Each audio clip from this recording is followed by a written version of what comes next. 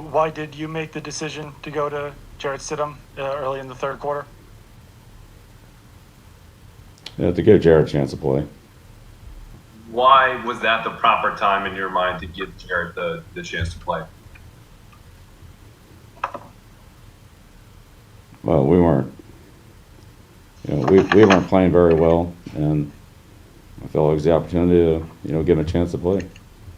I mean, Cam did a good job for us. I mean, that wasn't the problem. But we were just weren't very competitive in the game.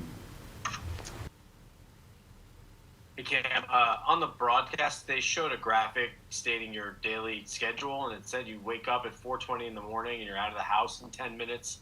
You don't go to sleep till 11:30 at night. Is that your normal schedule for the day? That's been my schedule for 90% of the time that I've been here. So you can kind of understand the frustration that I do have when I don't have the outcome because I'm sacrificing so much. You're talking to a person who ain't seen his kids in 3 months. Obviously, the contract is what it is. Knowing that to be a trusted teammate, you first have to submit to authority and submit to what the coaches are asking you to do. And I feel like I have done that. Yeah, I've sacrificed so much this year, and I mean it hurts.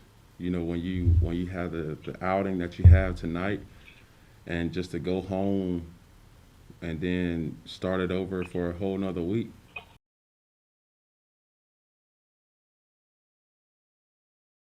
So I wanted to look at this game because I think this game to me really puts the exclamation point on the concept, and Marxist Film talks about this, the concept that production and play are not related, or at the very least, they're not.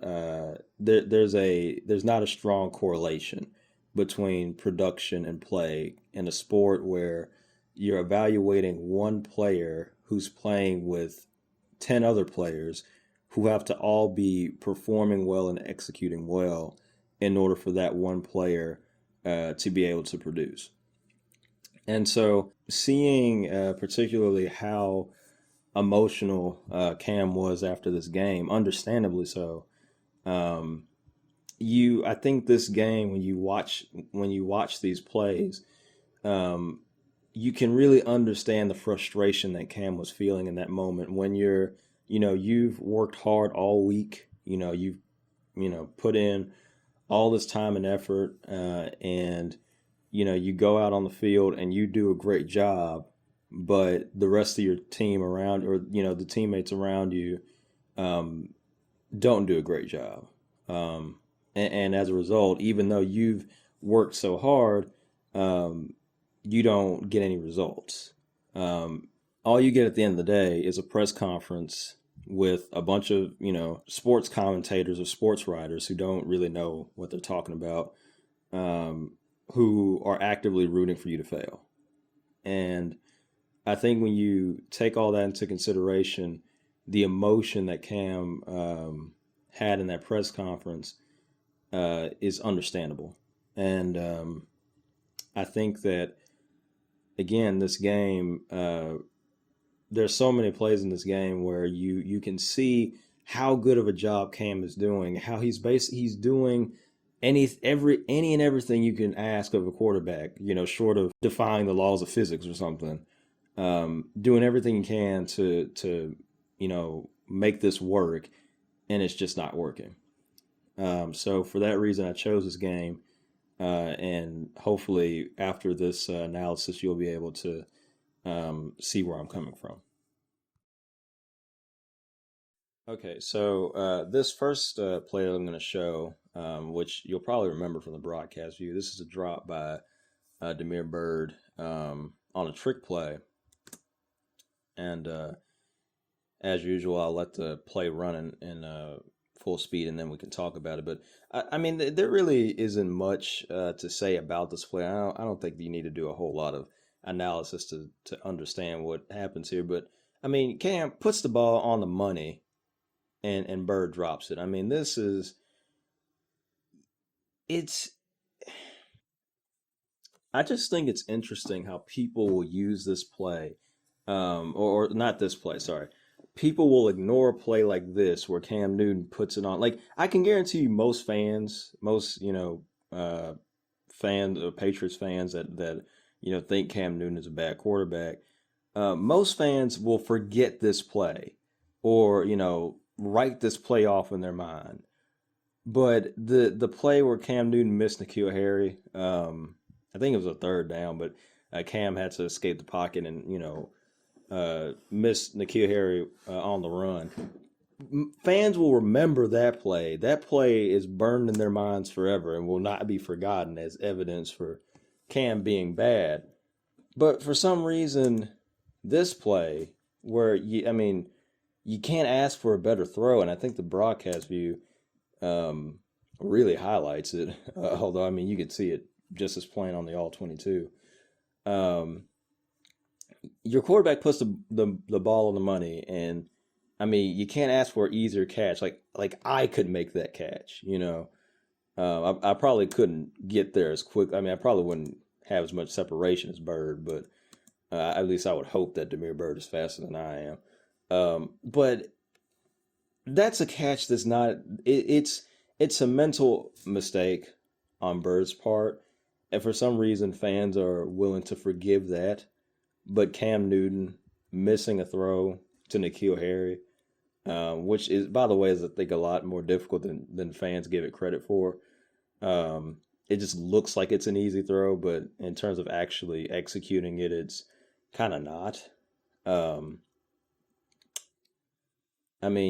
Your guy misses a catch like this. Hold on. Your guy misses a catch like this, and it's just forgotten.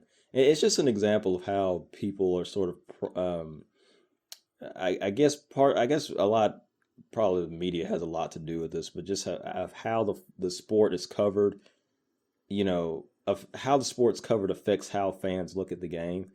You can't act like, again, I can make this catch, and Demir Bird, hits his helmet and he can't catch it, or he drops it.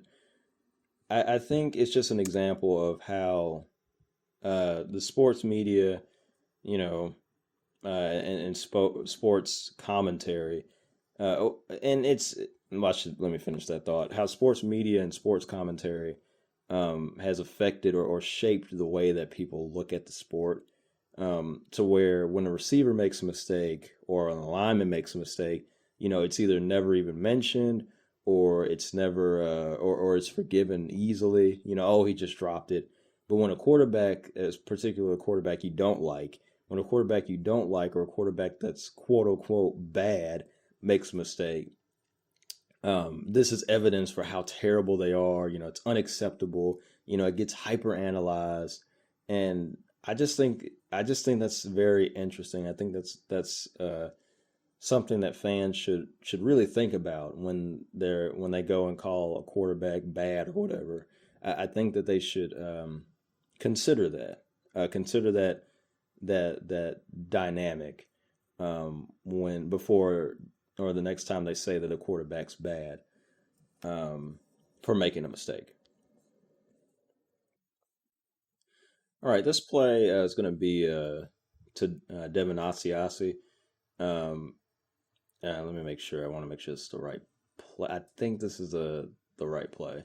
And again, I'm just going to let it run so that way you can have the option of looking at it yourself later on.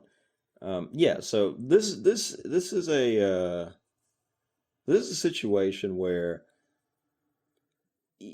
you have a throw from your quarterback that's not ideal. Like, it's not, and I don't think this is because of, like Newton's, inherent inaccuracy. I don't think that's really the case here. But you have a throw, your quarterback gives you an opportunity to make a play on the ball, and you don't make it.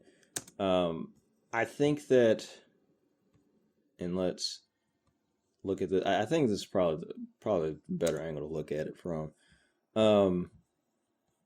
Also, too, I do want to talk about just pocket. People talk about pocket presence and pocket awareness. I think people throw those terms out without really knowing what they're talking about. If you're watching the broadcast view, I don't know how you could come to the conclusion, that a quarterback has good or bad pocket management skills. I think that's something you really have to analyze slowly, by watching, game film. I don't think you can just pick that up from a broadcast, or at least not the way that people throw it around. Like a quarterback gets sacked. Oh, he didn't have good pocket presence. Like, no, sometimes you just don't have the option. I mean, just looking on how on this play, Newton just avoids a sack, basically avoids a sack or a potential fumble on this play. I mean, excellent movement by Cam to move in the first place, or to escape that sack in the first place. I mean, yeah, you could say, oh, well, it's behind Devin Asiasi. I mean, yeah, it is, but is that an uncatchable ball? How about this, right? I mean, consider how quickly Newton feels pressure. I mean, he basically, as soon as he hits the top of his drop, he's got to move. I mean, considering that, I can't, crucify the man for missing this, because it's like, I keep saying it, but, it's not as easy of a throw as people make it out to be. And people see, oh, well, he missed it. And then they think in their head, oh, well, Cam's inaccurate based on what the sports, writers have been telling me. He's inaccurate. So this is just another example of his inaccuracy.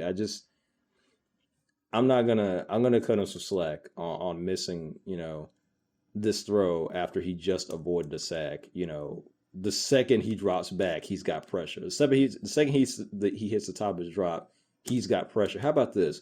You want to complain about Cam Newton being inaccurate? How about you tell your line to at least hold up for a second, so he can hit the top of his drop and have a better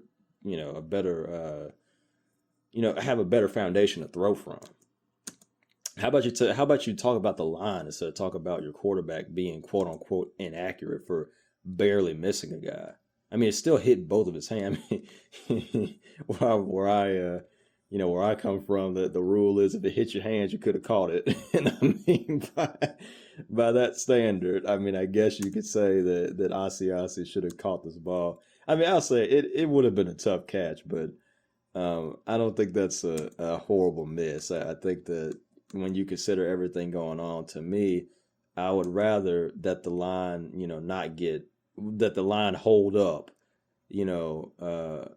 better, or, block this better, than complaining about my quarterback, barely missing on a throw. Next play, Cam's going to take a sack here. So, as usual, we let it run. Although we can kind of skip ahead a little bit to the snap.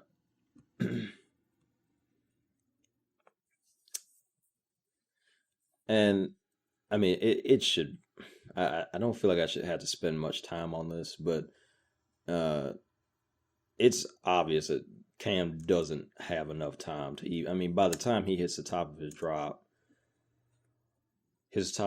here, boom, before he even really has time to settle to throw, because again, you can't just immediately, like, instantly hit the top of your drop and just throw the ball. At least not with any.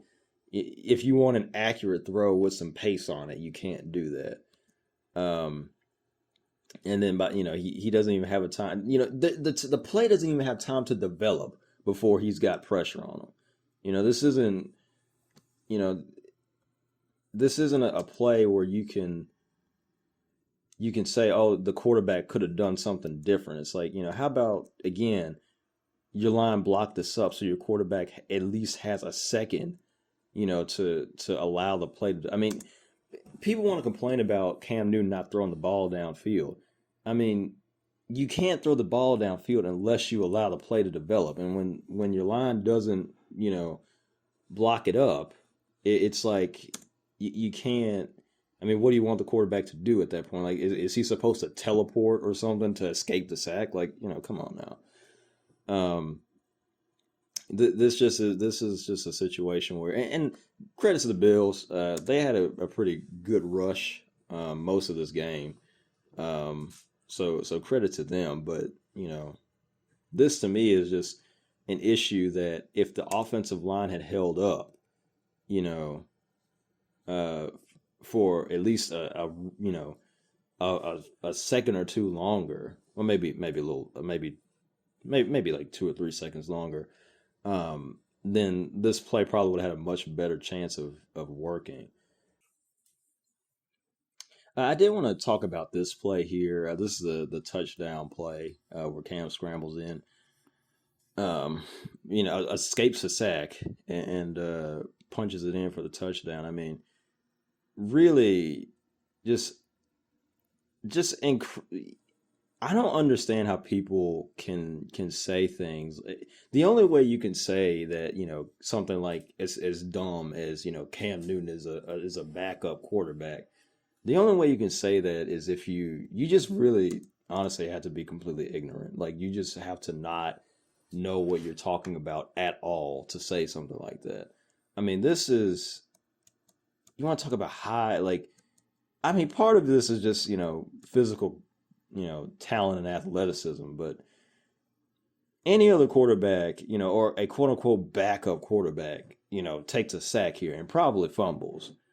But instead, because you have Cam Newton, this play that didn't even have a chance to begin with for the quarterback turns into a touchdown. I mean, we can talk about, the coverage. I mean, I don't know how much I have to, how much analysis or explanation that I should have to do here to for you to be able to see that based on the way he's supposed to read this play.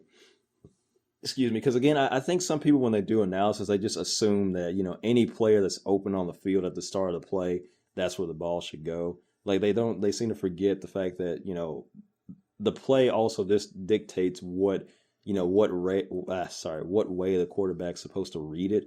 And so if you're like you can say, well, your third option's open here, take it. But if the quarterback's supposed to read the play, 1, 2, 3, then it doesn't make sense. It's not fair criticism to say he should have threw it to number 3 when he's supposed to read it, in order of 1, 2, 3. And you can see Cam. I mean, again, it's another example of how and like even though Cam makes these reads incredibly quick, he still doesn't even have enough time to make this play before he's feeling pressure. And this kind of just summarizes a lot of the offensive drives, the few that we had, how a lot of them went. Either you had a play where Cam makes a great throw, but the guy drops it. And the Demir Bird throw is not the only one that was dropped this game. Or the play gets blown up before Cam really has a chance to allow it to develop and even try to make a throw on it. But again, just great play by Cam Newton. Great reflexes, obviously. I mean, he's a world-class athlete. You would, I guess we shouldn't be too surprised by that. I mean, he's been doing this his entire career. So, I mean, you can just see how quickly he moves off to, he moves from his reads. He doesn't just drop his eyes. Like this isn't open down here, instantly, right to where he's supposed to look. And of course, by this time he's getting pulled back. And at this point, Cam just has to make something happen. So great play by Cam for the touchdown. Okay. This here is going to be, and again, if you just watch the broadcast view, this probably looks like a horrible miss by Cam, an unforced miss by Cam. But really, if you watch it with any level of discernment, you'll see why this ball comes out the way it does. So basically, what ends up and just I know we've been watching these in slow motion a lot, but if you look at how quickly this all happens, I mean, it's one like a pump, and this isn't really a pump fake. This is more of a pump, but you pull it down and then throw it again or try to get rid of it quickly. What ends up happening here is N'Keal Harry kind of gets either he gets jammed at the top of this route, or he just doesn't, clear it as soon as Newton's expecting him to. And so when he initially goes to throw with again, quote unquote, anticipation, people always complain, oh, Cam Newton doesn't have anticipation. Oh, okay, sure. Yeah, Cam Newton has no anticipation. Okay. He's throwing it, or you see when he pulls his arm back to start the throwing motion, he's expecting N'Keal Harry to be breaking at this point, but he's not. N'Keal Harry's not breaking, and so he pulls it down. And honestly, good on Cam for not losing this ball. I mean, if this were me, I probably would have fumbled that, trying to make that kind of last minute decision to not throw. And so by the time he does throw, or by the time N'Keal Harry is available or is open to receive the pass and he throws it, his arm's getting hit. And you can kind of see Cam's arm's getting hit, and you can kind of see it there, but it's better if you watch it here. So I kind of want to go back a little bit. Okay, so again, he's looking for N'Keal Harry. He's watching. At this point, he's pulling his ball back, but N'Keal Harry, if you remember, N'Keal Harry still hasn't cleared this route. He's still jammed up with that defender. And so when he goes to throw the ball, he sees N'Keal Harry hasn't cleared it, in time, so he pulls it down. And then by the time N'Keal Harry does break, he tries to get it out quickly, and you can see his arm, gets hit when he throws that. And that's what, partially the fact that, he had to pull it down and then try to throw it, rethrow it again. That also, plays a role in why it was inaccurate, but also to consider that you got a guy, hitting your arm while you're making that throw. I think people kind of underestimate how delicate a process of throwing a football is, but it's a very delicate process. And any, slight bump or jolt in during that process, particularly when the ball is pulled back, any knock or jolt or bump is enough to throw the ball off course, and the ball, the further the ball has to travel, the further off course it's going to be, and that's kind of what happens here. You can see, by the time Cam's arm is coming forward, his hands are already on his arm and shoulder. And, the ball kind of gets knocked out of his hand by his helmet, by the guy's helmet when it hits him. And as a result, it goes incomplete for N'Keal Harry. But this isn't on Cam. Like, this isn't a play where I would say the quarterback did a bad job, here. Like, he did what he was supposed to do. He's waiting on N'Keal Harry to break, but for some reason I don't think N'Keal Harry is takes a ridiculous amount of time to break from here. I think it's just more so that, the line did not play very well against the Bills in this game. And so you really don't have much time at all. I think if Cam's standing in a clean pocket, even though N'Keal Harry takes a while to break, I think he can probably still make this throw. But because you've got this pressure here, the ball has to, he doesn't have the time to wait for N'Keal Harry to break completely. And so he just kind of has to fling it. And of course, his arm's getting hit in the process. I mean, at that point, it's like, I don't know how much more accurate you can, or how accurate you can even really be in that circumstance. Very next play, this one's to the tight end, young tight end that was drafted, I want to say in 2019, Devin Asiasi. This play, there's two Asiasi plays. I think this is the one where where he's near Jordan Poyer, and yeah, this is it. So, sorry, I kind of paused it. Let me let the play run in its entirety. So this is one of these plays where the only option on this play is a tough throw, or I should say, it's a tough throw too, but what I really mean for the receiver is a tough catch. This is one of these plays where the only option is for the receiver to make a tough catch, and the receiver is not able to make that tough catch, and we'll get into detail about why that is.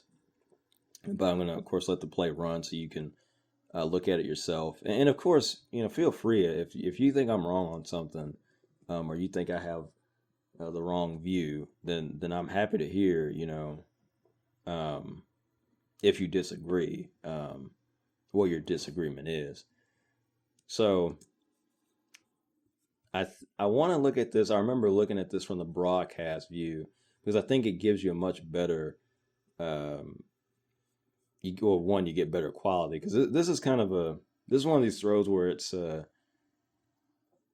I guess it's the best I can get. This is one of these throws where, or one of these plays where you kind of want as much detail because it's so close and it's such a tight window that you really need to be able to see, in better quality than the film, than the all 22 film will provide. All right, so Cam takes a snap, and you'll see on this play, there is nowhere else Cam could have put this ball, in order for this to be in order for Asiasi to have a chance at it. And this is, at least it looks to me that it goes through his hands. I could be wrong, but it looks to me like it goes through Asiasi's hands. And I want to pause this again at the snap. Now, notice, and this is the first part of this, the ball could not have come out any quicker than it did. As soon as Cam hits the top of his drop, he hits the top of his drop, settle.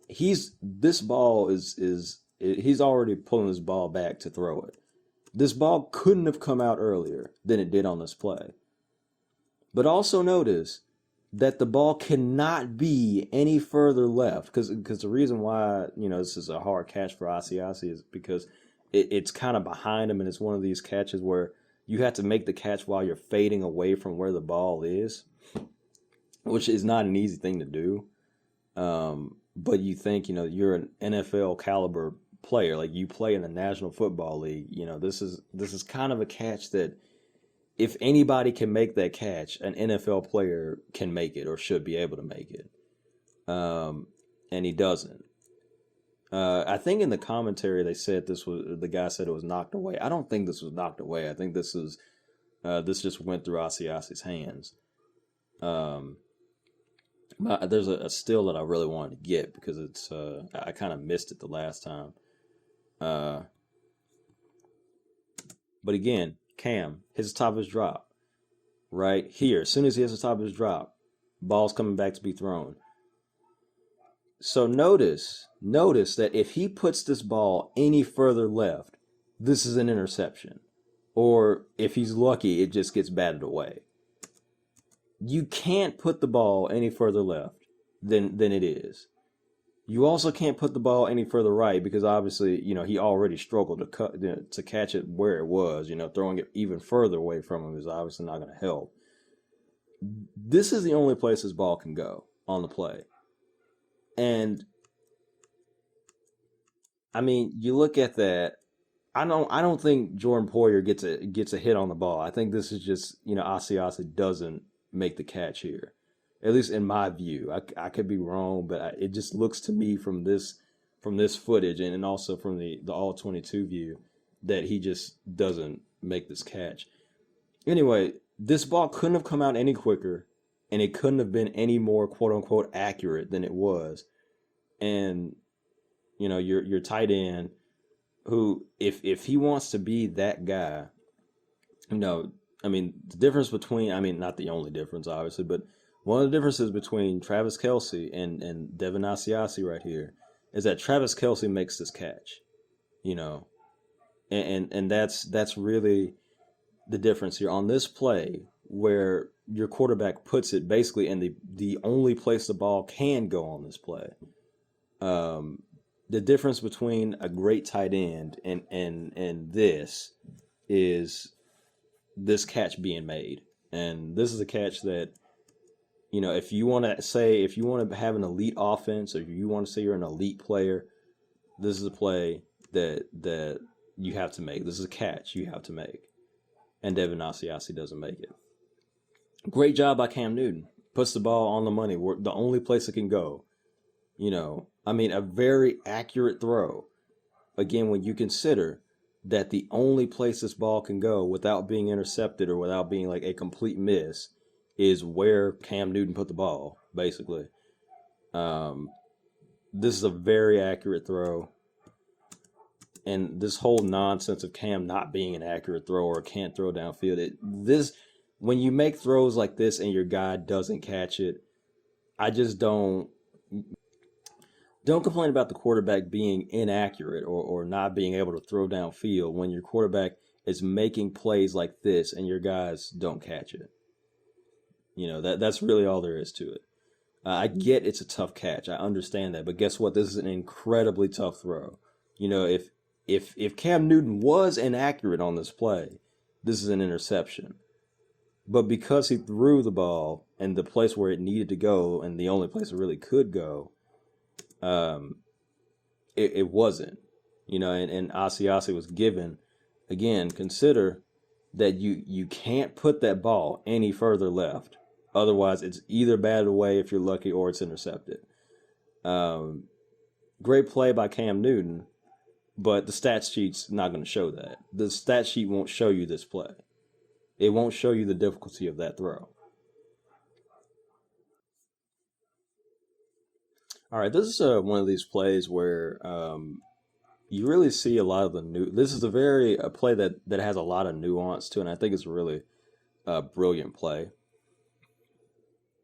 So Cam Newton rolls out to his right, and what you'll notice, and we don't really need to see the other view of this because I mean it's not really helpful for this play, or for me to demonstrate or for me to explain what happens on this play.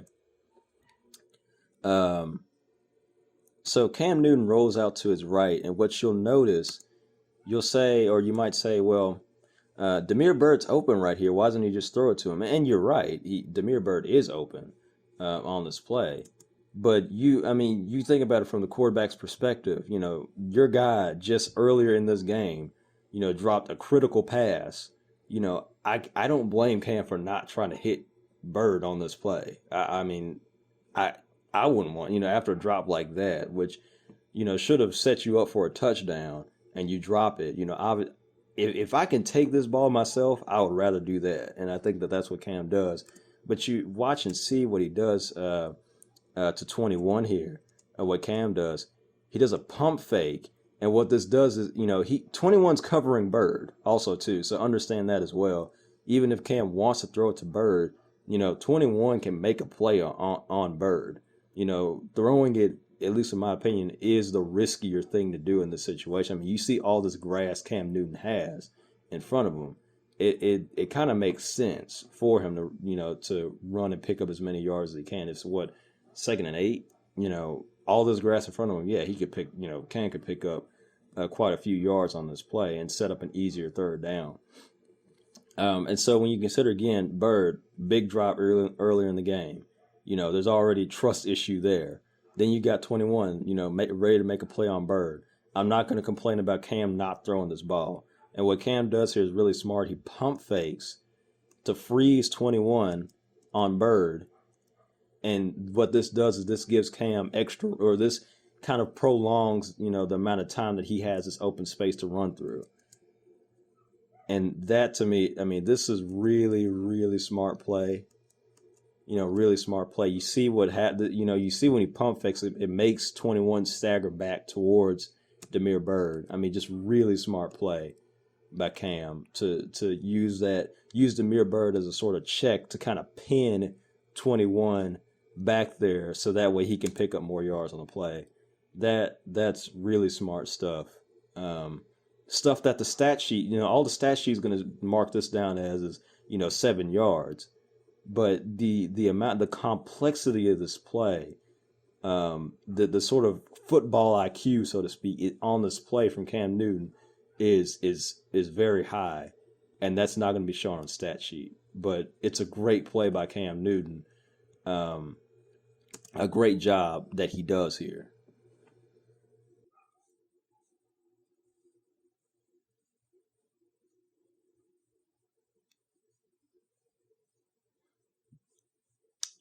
All right. So this play is the infamous, oh, Cam can't throw play from the game where he bounced his pass to N'Keal Harry, and I want to say this was the last passing play that Cam had in this game.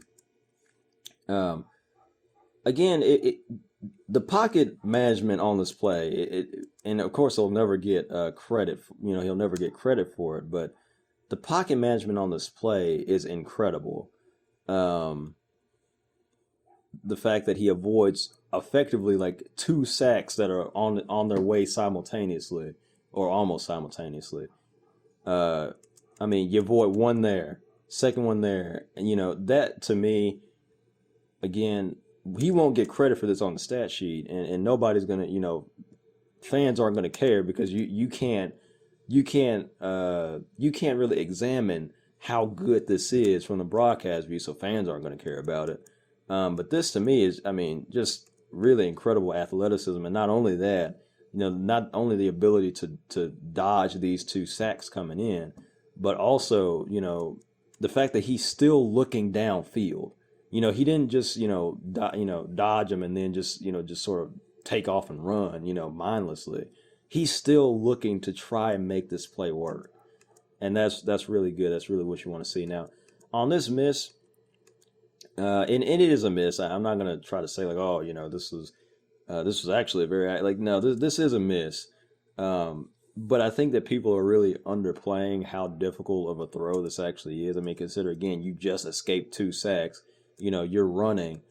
You only take maybe 2 or 3 steps before you had to throw this.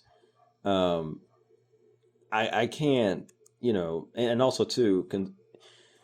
Okay, so let's put all this into context, right?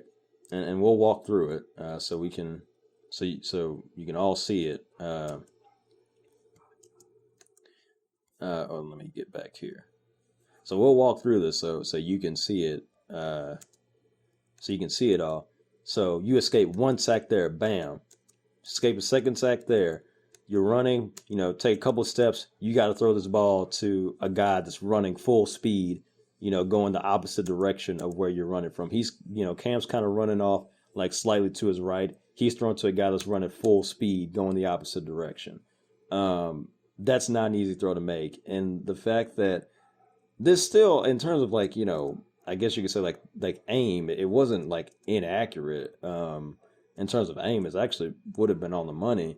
He just bounced it a little bit, and I can't blame him because when you're making a throw like that, throwing across your body effectively, because it doesn't look like Newton is running off to his right that much, but when you consider that you're throwing to a guy that's running full speed, to your left, you have to lead that ball quite a bit, and that's not easy to do.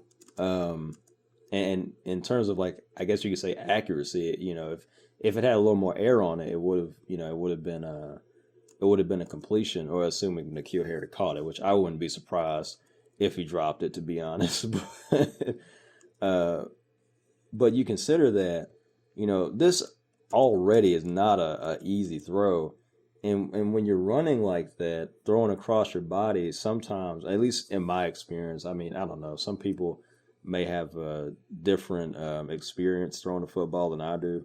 But, when I'm running, running to my right, just imagining this, running to my right and throwing across my body, to my left side, I have a tendency, and again, this is just me this is me just leaning on my experience of throwing a football.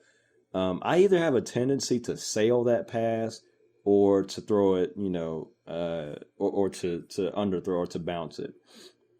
And I think part of the reason for that is because you're not, like, when you're throwing across your body, it's kind of hard to, because it's such an unusual angle for one, and two, it's also, functionally speaking, a very it's an angle that functionally does not lend itself to throwing. I'll just say that much. When you consider that, it's harder to judge that trajectory, and at least in my experience, I've had a tendency to either sail it or to bounce it. And I think that that's pretty much what happens here with Cam. Although I'm not Cam Newton, so obviously he might hear what I say and think like, nah, that's that's not what he experiences. But just me speaking from throwing a football, moving to my right, throwing to a target that's moving to my left, and throwing across my body. Again, either at least for me, either I bounce it, or I shouldn't say either, but if I do miss it, it's usually because I bounced it or because I sailed it.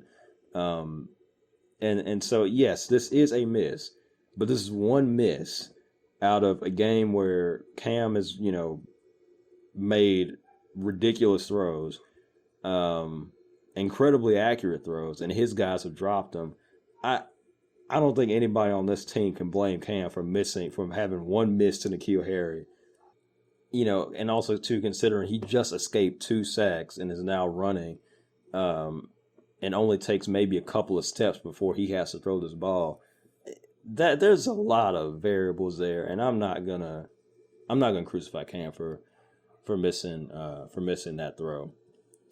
Um, and this I want to say, if I'm right here, is the last play, last passing play from Cam before Stidham comes in. And Stidham, by the way, doesn't come in because he does a better job. He just comes in because at this point it's a blowout, and there's no point in injuring your starting quarterback, trying to win a game that you're not going to win. So um, overall, this to me was a very good example of a game where you have a quarterback that's played very well at very high level, the entire game, and you have players around him who are not playing at a high level. If you want your offense to be elite, if you want to, have an offense that is playoff caliber, so to speak, or you want an offense that can put up high numbers, you need people playing at a high level. And you've got a quarterback that's playing at a high level, but nothing else, nobody else that's consistently playing at a high level. And as a result, the 2020 Patriots offense doesn't perform at a high level like you would like as a fan.